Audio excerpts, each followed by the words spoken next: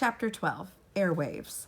Within a week after the article was published in the Westfield Gazette, the kids at the junior high and the kids at the high school had stopped using the word pen, and they had started using the word Frindle. They loved it. Nick became a sort of hero for kids all over town, and he quickly learned that being a hero, even if you're only a local hero, is not a free ride. It has a price. People noticed Nick when he walked into his dad's hardware store or when he stood in line at the penny pantry to buy a candy bar. He could feel it when someone recognized him, and it made him shy and awkward. Kids at school started expecting him to be clever and funny all the time, and even for a kid as smart as Nick, that was asking a lot. Every teacher, the office secretary, the principal, even the school nurse, and the custodian all seemed to be watching, always watching. His parents were great about everything. True, his mom had been upset when the article first came out, and so had his dad. Nick had said, "But I didn't do anything wrong, Mom, and neither did that lady from the newspaper." And his parents could see that he was right. The things in the article were true, and the truth is the truth, and nothing could be done about it now. Even though it made them uncomfortable to have their boy talked about all over town, secretly Nick's mom and dad were pleased. After all, a brand new word is a pretty amazing thing. Their Nicholas was quite a fellow, no getting around it. Someone else in town thought his brand new word was pretty amazing too. Bud Lawrence had lived all his life in Westfield, and when he was only 19 years old, he had saved enough money to make an investment. He looked around for a good idea, and then bought the first Dairy Queen in the state. After a few years, he bought a McDonald's restaurant. That was almost 30 years ago, and these two restaurants had made him rich, one of Westfield's leading citizens. When Bud Lawrence saw the article about the new word, he had his lawyer file a preliminary trademark claim on the word Frindle. Within 4 days, he had set up a small company that was selling cheap plastic ballpoint pens, specially, the word is specially imprinted with the word Frindle.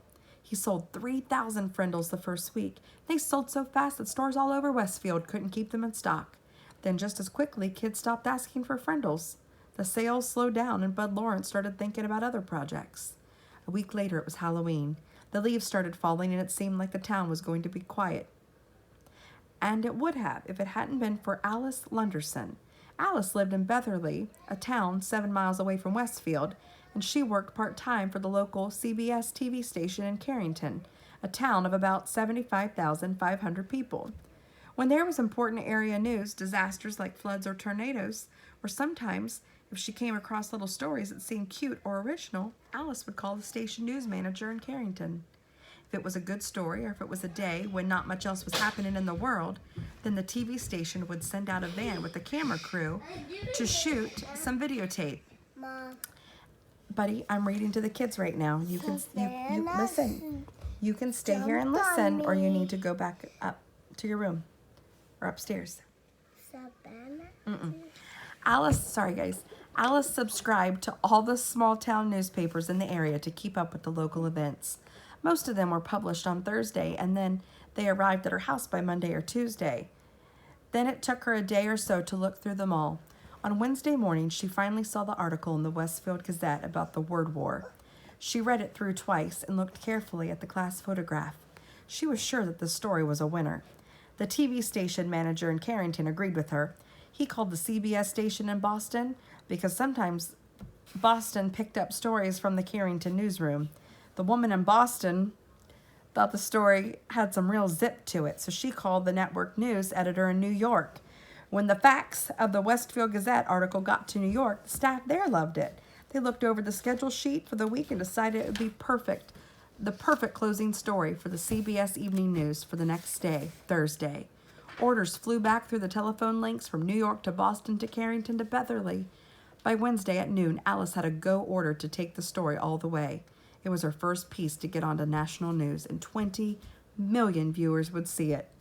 Alice Lunderson and her camera crew stood on Mrs. Granger's front porch Wednesday after school. Mrs. Granger was not impressed at all by the lights and the microphones.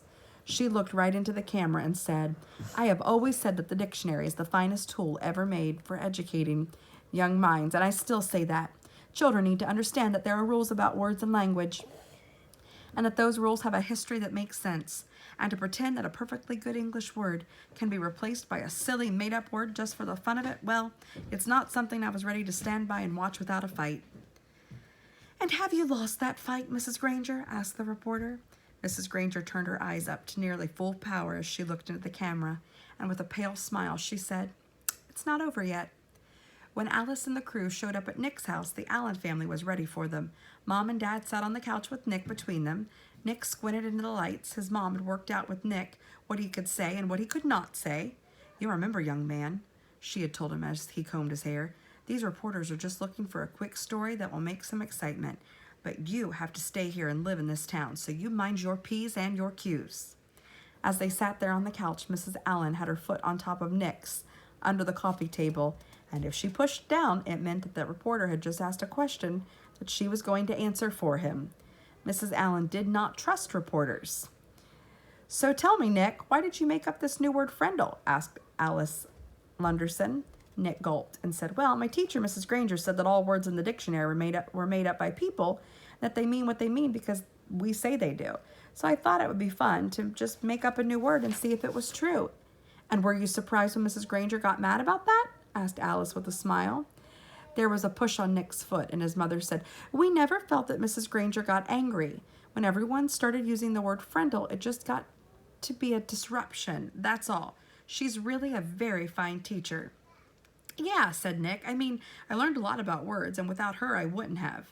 "So what's next for you in the new word?" Alice was wrapping it up.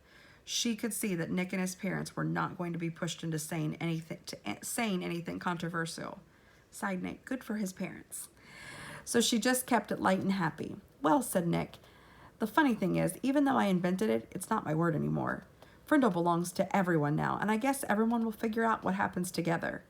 Alice also had a short chat with a worried-looking Mrs. Chatham and a smiling Bud Lawrence, maker of the official Frindle. Then she shot her opening bit and her closing bit, and the camera crew drove back to Carrington to edit all the pieces and put them together to form a 2-minute story. The next night, when all the serious news about wars and oil prices and the world food supplies had been talked about on the CBS Evening News, the anchorman looked into the camera and smiled. He said, "It is believed by many that the word quiz was made up in 1791 by a Dublin theater manager named Daly. He had bet someone that he could invent a brand new word in the English language, and he chalked up the letters Q-U-I-Z onto every wall and building in town. The next morning, there it was, and within a week, people all over Ireland were wondering what it could mean, and a new word had been created. Quiz is the only word in English that was invented by one person for no particular reason. That is, until now. Now there is a new word, Frindle, and here is Alice Lunderson in Westfield, New Hampshire, with the story." Alice came on the screen with a short introduction. Then right there on TV, Mrs. Granger and Nick and Bud Lawrence and Nick's mom were talking to 20 million people about Frindles. One of those 20 million people was a producer for The Late Show with David Letterman. And another one of those 20 million people was a staff writer for People magazine. And another one was a writer for 321 Contact magazine for kids.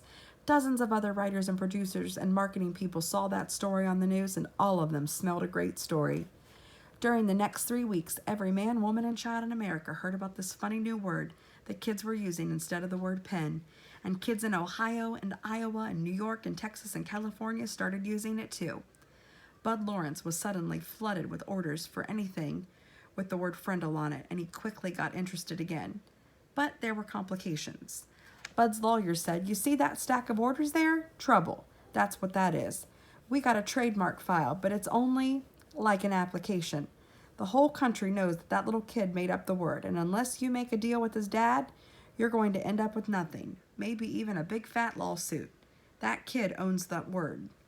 When Mr. Allen came home at lunchtime, and I'll stop and I'll show you a picture, and the caption says, "America heard about a funny new word." Just so you can see that. When Mr. Allen came home at lunchtime, his wife told him that he had to call Bud Lawrence. It's something that has to do with the new word. This was not good news to Tom Allen. He was sick and tired of all the fuss, and being away from the hardware store so much while all this nonsense was happening had put him weeks behind on his paperwork. He'd be lucky now to get his Christmas order in time. Even though he didn't really want anything to do with it, Bud was an old friend. So on the way back to the store, Nick's dad went to Bud Lawrence's office. "Tom, good to see ya," said Bud. He stood up and walked around his desk to shake hands. "Have a seat." Tom sat down uneasily. and Bud pulled another chair over. Ever seen Westfield so stirred up about anything in your life? You and Jenny must be pretty proud of that boy of yours. Bud couldn't remember Nick's name. Tom shifted in his chair and nodded. Yes, he's quite something, that's for sure. But I tell you, Bud, I'm ready for it all just to die down and blow away. Too much fuss. Instantly, Bud saw how to get what he wanted. Well, Tom, I'm afraid it's not really going to go away. Looks like something started up and people are real interested. You probably saw those bright red ballpoints around town with the word Frindle on them. That was my doing, just testing the waters. But your boy, he owns that word. I got my lawyer to apply for a trademark a few weeks back because that's just the way I am. New things come along, I like to be right there in the middle of it. He grinned at Tom Allen, and Tom smiled back. Right now I got a shirt printer in Massachusetts and another one in Chicago and another one in LA, making t-shirts with the word Frindle above, a picture of a pen. I mean, a Frindle. Each supplier has orders so far for over 20,000 shirts. Profit on every one of those shirts is going to be $2, maybe $3, and I'm talking with some big pen and pencil companies in Hong Kong and Japan about a deal that could be worth some real big money. They've seen this Frindle thing in the media and they want to buy the rights to the trademark and make a new line of Frindles for kids. I'm not kidding, this is hot. It is a hot idea. Bud guessed right. Just the thought of all this made Tom shrink back uncomfortably in his chair. It was way too much fuss. Tom, let me be direct with you. As the boy's guardian, you need to do the right thing about all this. I'd like to see where all this is going to go.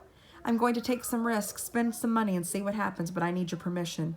I need your signature on these trademark papers, and I need to strike a deal with you about my permission to use that trademark. I know it seems like a big ruckus about a word, but we just can't tell what is to come of it unless we take some steps. Bud pointed at the papers. That's a contract, and it's fair and honest. It gives your boy 30% of whatever profits I might make. That's a fair royalty, generous for this kind of deal. So what do you say? Make sense? Let me take care of all the fuss and see if some good doesn't maybe come out of all of it. The papers and a pen were there on the desk next to Tom. He looked at Bud, then reached over, picked up the pen, and signed both copies of the trademark papers and the 3 copies of the contract. I've got no reason to doubt you one bit, Bud, and I sure don't want to mess with any of this myself. Is that it? He asked, standing up. Not quite, Tom. Here. Then Bud Lawrence handed Nick's dad a check for $2,250. What's this for? That's what I owe Nick for the sales of Frindles from the first 3 weeks. Tom looked at the check and said, This is terrific, Bud, and I'm really glad about it because it will help with Nick's college. But I'd wish you'd just keep this between us. If Nick knew, he'd probably stop mowing lawns and I'd never get him to save another penny. So just between us, okay? Bud said, Sure, Tom, I understand, just between us, and they shook hands. Mr. Allen left Bud's office and walked across the street to the savings bank. He set up a trust account for Nick, and the bank manager said he could make arrangements with Mr. Lawrence so any other money would be deposited automatically. That sounded good to Tom Allen. If he never heard another word about it, that would be fine. As Nick's dad walked slowly back to the hardware store, he wondered if things were ever going to be the same again in his quiet little town. And that takes us to chapter 13, which is called Ripples.